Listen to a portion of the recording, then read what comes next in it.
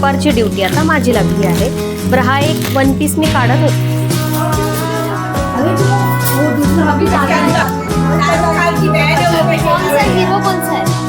काही क्लिनिंग केली नाही, सो आता मला आवरून ती क्लिनिंग करायची आहे. नाहीतर माझं सकाळी रियाजच्या टिफिनमध्ये आज अप्पे द्यायचे होते आणि काल मी हे बॅटर बनवून ठेवलं. तुम्ही बघू शकता किती जास्त ते फर्मेंट झालं आहे. म्हणजे अजून जर थोडं जरी असलं असतं ना तर ते बाहेर असं खाली उतू गेलं असतं अक्षरशः. आता आज टिफिनमध्ये मस्त अप्पे आणि पराठे बनवून दिले आणि ही सकाळची वेळ आहे. जसं काल मी तुम्हाला बोलले होते बघा, आज तुम्हाला खरं दाखवते की असं पाणी पडतंय. बऱ्याच जणांनी मला सांगितलं की नीता फ्रीज दुरुस्त करून घे. हो, तो करायचा आहे. आता सॅटर्डे संडे आला ना की पहिले त्याकडे लक्ष द्यावं लागेल, कारण खरंच आता याची जास्त गरज आहे. कंटिन्यू असं नाही ठेवू शकत. खरं सांगू, कधी कधी वाटतं फ्रीजच चेंज करावा, पण शेवटी आपण मिडल क्लास लोक एवढा मोठा डिसिजन असा इन्स्टंट घेऊ शकत नाही. त्यातल्या त्यात तो एवढा खराब पण झालेला नाही. आपण बघू आता येणाऱ्या पुढच्या वर्षात किंवा या वर्षात. आता केसांना तेल लावून घेतलं. म्हटलं चला या कामात काम, स्किन केअर पण जरा करून घ्यावी. सगळ्यात आधी तर फेस वॉश केला, स्क्रब करते आहे. खूप दिवस झाले मी असं स्किन केअर केलंच नाही. काहीतरी चुटूरपुटूर चालू असतं. पण आत्ताही मी इथे कामचोरी करणार आहे. म्हणजे मी स्टीम घेतली नाही, गरम पाण्यात मी टॉवेल डीप केला आणि पूर्ण चेहऱ्यावर डॅब डॅब करून घेतला. त्यानंतर ही ब्लॅक हेड व्हाईट हेड्स काढायची पिन, ही पिन आपल्याजवळ असलीच पाहिजे. असे छोटे छोटे टूल्स असले ना की आपलं काम खरंच सोपं, खूप सोपं होऊन जातं. ब्लॅक हेड्स काढून घेतले. खरं तर ब्लॅक हेड्स नसतातच, कारण हे माझं सारखं चालू असतं. त्यानंतर माझ्याकडे एन फॉर एनचा हा फेस पॅक होता, तो मी लावून घेतला. 15-20 मिनटं बरीचशी कामं केली, कारण केसांना तेल लावलंय, चेहऱ्याला पण कुठला तरी पॅक लावलाय. तो वेळ आपल्याला वाया घालवायचा नसतो, काही ना काही करायचं असतं. त्यानंतर छान अशी मसाज पण करून घेतली आणि मग नंतर चेहरा धुतला. या सकाळच्या गडबडीत आपल्या व्हिडिओची सुरुवात करायची राहून गेली. तर नमस्कार आणि आजच्या नवीन व्हिडिओमध्ये सगळ्यांचं खूप खूप मनापासून स्वागत. मस्त फ्रेश झाली आहे आणि हे टॉप मी खूप दिवसानंतर काढलं. म्हणजे माझा जो घरी घालायचा कपड्यांचा बॉक्स आहे त्यामध्ये असे कितीतरी कपडे आहेत की हे मी यावेळी घालेल, त्यावेळी घालेल, बारीक झाल्यानंतर घालेल, असे ठेवले आहे. म्हटलं चला ट्राय करून बघूया. थोड्या वेळानंतर मला हा काढायचाच आहे, कारण यामध्ये ज्या सिल्वर लाईनिंग आहे ना त्या थोड्या वेळाने टोचतात आणि गरमीमुळे मग ते काढावं लागणार आहे. पण तरीही मला हौस म्हणून मी ते घातलं.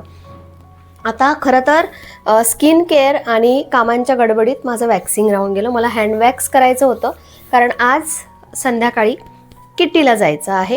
म्हटलं थोडं हँड वॅक्स करूया, कारण साडी नेसायची आहे. तर ते पण माझं खूप मोठा कन्फ्युजन आहे. तर साडी आणि गरमी, बापरे, खरंच म्हणजे नकोसं वाटतंय. पण अशी हलकी फुलकी एखादी साडी बघावी लागेल, त्यावरचं ब्लाऊजही असलं पाहिजे आता. पण बघू, त्यासाठी आता मला फोरहेड करायचा आहे. अप्पर लिप आणि आयब्रोज करायची गरज नाही. मागच्या वेळी जे मी हे वापरलं होतं ना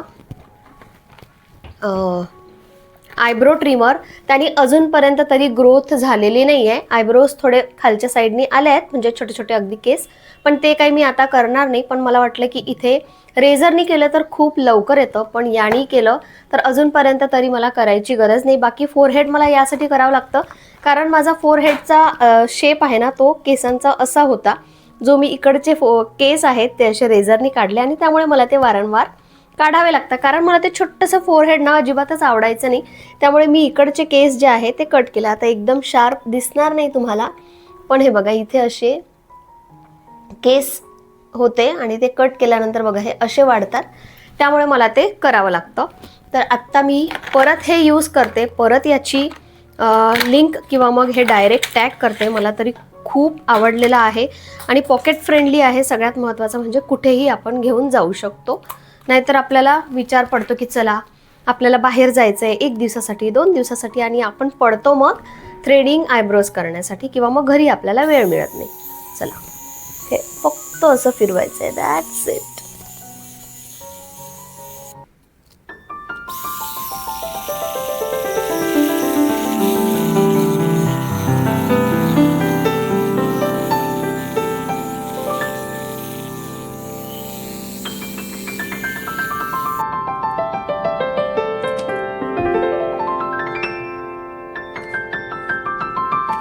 माझ्यावर विश्वास ठेवा आणि हे एक प्रोडक्ट तर तुम्ही नक्कीच घ्या, कारण खूप इफेक्टिव्ह आहे, इझी मेथड आहे आणि अफोर्डेबलसुद्धा आहे.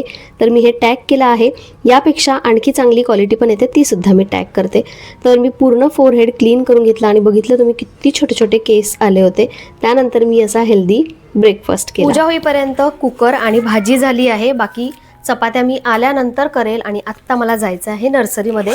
ॲक्च्युली खूप दिवसापासून हे काम पेंडिंग आहे. मला असं वाटतं की अश्विन माझ्यासोबत आले पाहिजे. कधी ऊन असतं, कधी गाडी घरी नसते, अशी कारणं देत देत खूप कामं माझी अशी पेंडिंग आहे.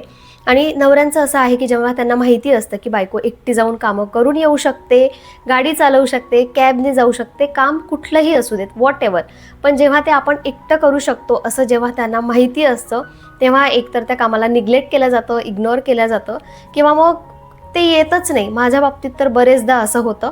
पण यात काही माझा लॉस नाही आहे. उलट मला असं वाटतं की ज्या बायकांसोबत आपल्याला नेहमी त्यांचे नवरे दिसतात, कधी कधी वाटतं आपल्याला की त्यांचे नवरे कसे जात आहेत, पण कधी कधी प्रत्येकाच्या बाबतीत नाही, पण काही स्त्रिया खरंच टू व्हीलर चालवू शकत नाही, एकट्या बाहेर पडत नाही नवऱ्याशिवाय.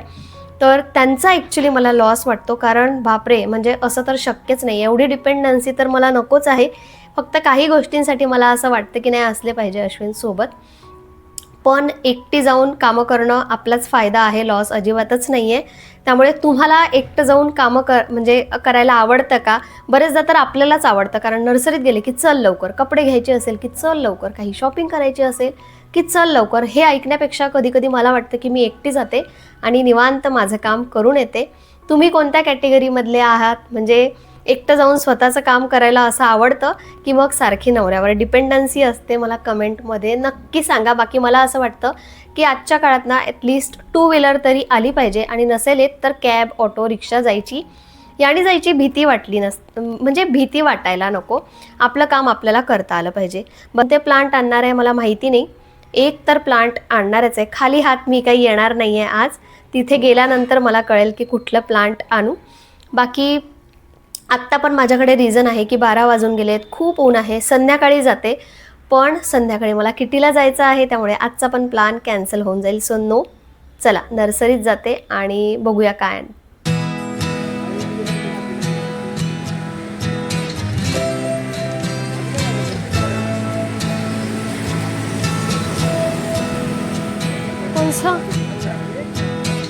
एक मोगरा लिए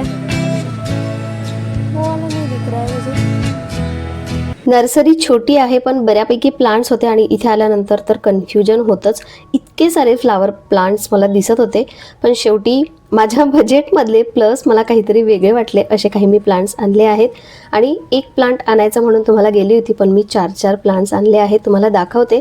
आता 2 प्लांट्स मी या बाल्कनीत ठेवले आणि नंतर मला आठवलं की नको, या बाल्कनीत ना कबूतर येतात आणि अशी कोवळी झाडं दिसली ना की ते लगेचच तोडायला लागतात. मग ते घर बनवायसाठी त्याच्या काड्या तोडून नेतात. म्हणून मी लगेचच दुसऱ्या बाल्कनीमध्ये शिफ्ट करते. हा एक मोगरा आणलेला आहे.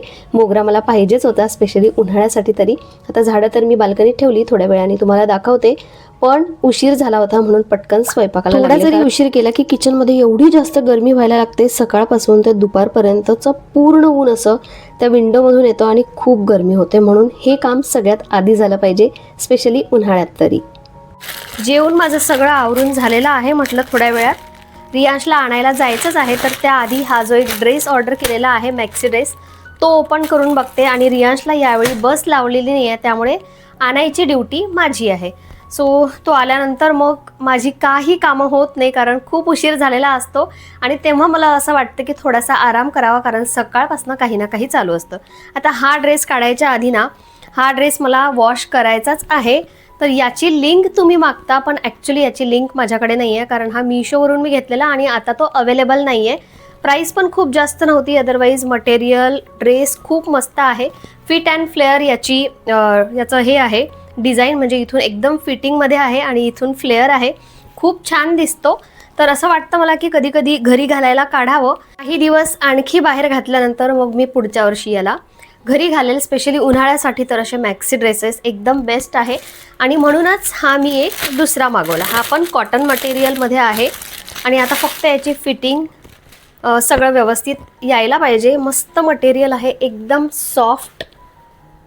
सॉफ्ट मटेरियल आहे. कलर पण खूप छान आहे. आणि इथे ना इलास्टिक आहे, मुद्दामच यावेळी मी असं हे इलास्टिकवालं घेतलं. स्लीव्स पण एकदम कम्फर्टेबल घेतल्या. आता हा ट्राय करून बघते.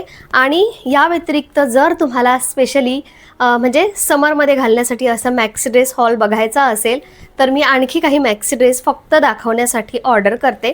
म्हणजे ट्राय करून बघितलं, घालून बघितलं की त्याचा लुक जरा वेगळा येतो.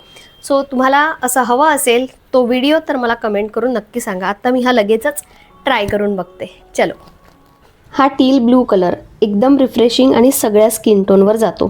फॅब्रिक खूप सॉफ्ट हलका आहे, म्हणजे दिवसभर घातलं तरीही कचकचणार नाही.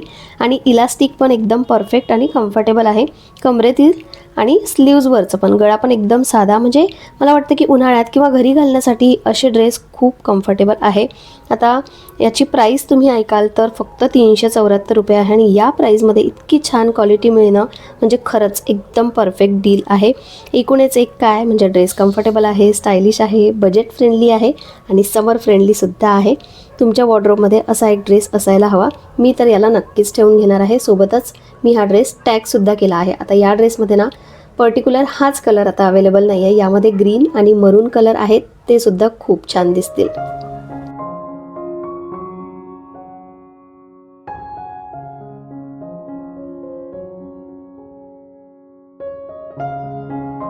या 4 नवीन मेंबर्समुळे बाल्कनीचा लुक अजून सुंदर होणार आहे. आणि त्यातल्या त्यात हे अस्तरचं फूल इतकं सुंदर दिसलं, मला बघता क्षणीच मला ते आवडलं. आणि मी हे दोन्ही प्लांट घेतले.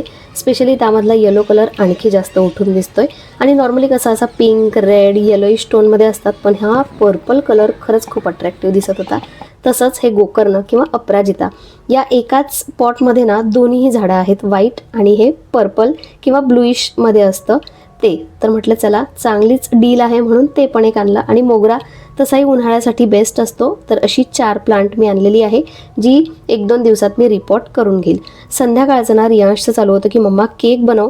सो मी त्यालाच बाहेर पाठवलं दूध आणण्यासाठी आणि टूटी फ्रुटी आणण्यासाठी. पण त्यांनी टूटी फ्रुटी ब्रेड आणली. त्याच्या ऐकण्यात काहीतरी चूक झाली. त्याऐवजी आता मी ड्रायफ्रुट्स टाकणार आहे, जे की मी कट करून घेतले. आणि यावेळी खूप दिवसानंतर केक बनतोय. मध्ये मी खूप बनवायची, पण आता खूप जास्त गॅप पडली. फायनली असा केक आता अवनला लावते. तोपर्यंत मी तयार होते आणि मी तयार होईपर्यंत मस्त केक तयार सुद्धा झाला होता. तर अशी काहीशी मी तयार झाली आणि 10 मिनिटात तयार झाली. 10 मिनिटात मेकअप विथ साडी. कारण वेळेवर जो मी घाट घातला केकचा, त्यानंतर मी चपात्या बनवून ठेवल्या, तर अशी तयार झाली. आता केस तर काही मोकळे सोडणार नाही, एक छोटीशी क्लिप लावून घेईल. आणि इयरिंग्समध्ये मी कन्फ्यूज आहे बघा. एका कानात हे ब्लॅक कलरचं घातलंय, सॉरी या कानात हे ब्लॅक कलरचं घातलंय आणि या कानात हे मी बनवलेले इयरिंग्स आहेत, एकदम मस्त आहेत. तर आता हे घालू की हे घालू मी कन्फ्यूज आहे. हे घातले ना तर दिसत नाही आहे केसांमुळे, आणि हे घातले तर कसे वाटतील, खूप जास्त वाटतील का, मी कन्फ्यूज आहे. आणि हॅट्स ऑफ जे गेट रेडी विथ मी करतात, स्पेशली बाहेर जायचं असेल त्याच्या आधी ॲक्च्युली तयार होऊन माझ्याकडून ते कधीच झालं नाही. मी पण प्लॅन करत असते की मी छान तयार होईल आणि त्यानंतर मग तयार होता होता गेट रेडी विथ मी करेल, but not possible. Every time असंच होतं, काही ना काही घाई गडबड होऊन जाते. चला आता या 2 पैकी एक विअर करते.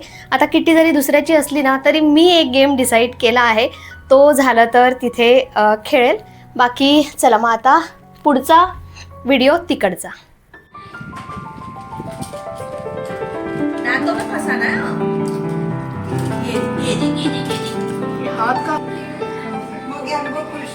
अरे ये पिक्चर का नाम रुक अनिका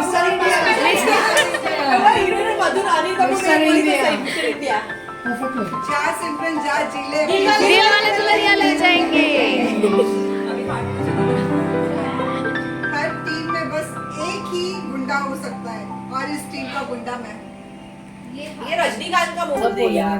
हीरोइन बता दे, हीरोइन तो बता. हीरोइन बता. अरे हीरोइन बता तो सही. आलिया.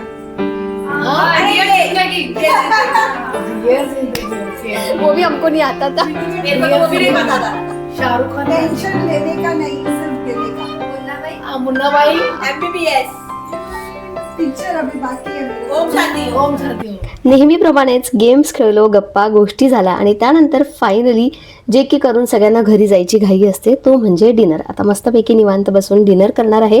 खूप साऱ्या गप्पा गोष्टी होतात. 2-2.5 तास आम्ही भेटतो, पण त्या 2-2.5 तासामध्ये सगळं महिन्याभराचं आम्ही एकमेकींशी शेअर करतो, जे की खूप छान वाटतं. एक दिवस असा असला पाहिजे. मी तुम्हालाही नेहमी सांगत असते की आपण ना स्पेशली लेडीज, जेंट्स तरी भेटून जातात, पुरुषांचं असं आहे की ते भेटतात, पण आपण लेडीज ना घरातून बाहेरच पडत नाही या गोष्टीसाठी. खूप उशीर झालाय यायला आणि म्हणूनच ना जाताना थोडंसं लेट जाते, कारण मी सगळं आवरून जात असते. स्वयंपाकाचं थोडंफार तयारी करून जाते. आता फक्त माझा बेडवर पसारा असतो, बाकीचं सगळं आवरलेलं असतं, कारण मी तसं सांगूनच जाते. पण आज ना किचन प्लॅटफॉर्म मला आवरायचा आहे, कारण अश्विनचं शोल्डर पेन होतंय, पूर्ण हे दुखतंय, म्हणून त्यांनी काही क्लिनिंग केली नाही. सो आत्ता मला आवरून ती क्लिनिंग करायची आहे. नाहीतर माझं असं असतं की एक दिवस मला मिळतो, सो आल्यानंतर माझी काही करायची इच्छा राहत नाही.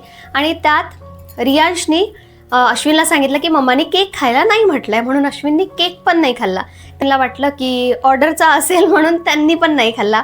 पण ॲक्च्युली मी सांगितलं होतं की बेटा गरम आहे केक, आत्ता खाऊ नको, तो थंड झाला की मग खा. पण खेळण्याच्या नादात तो अर्धवट ऐकतो आणि मग तसंच त्यांनी सांगितलं. पण ठीक आहे, केक उद्यासाठी राहून जातो. आता साडी तर नेसताना मला असं वाटलं होतं की बापरे साडीत खूप गरम होईल. आत्ता होते कारण फॅन चालू नाही आहे, पण ही साडी खूप जास्त कम्फर्टेबल आहे, एकदम लाईट वेट आहे. आणि हे ब्लाऊज पण तेवढंच कम्फर्टेबल आहे, स्ट्रेचेबल आहे. आणि हे मी मिशोवरून घेतलेलं, याची लिंक मी डिस्क्रिप्शन बॉक्समध्ये देते. पण मला वाटतं ही साडी पण ऑनलाईन मिळाली ना तर एकतरी कलर असला पाहिजे. खूप सुंदर आहे, एकदम लाईट वेट.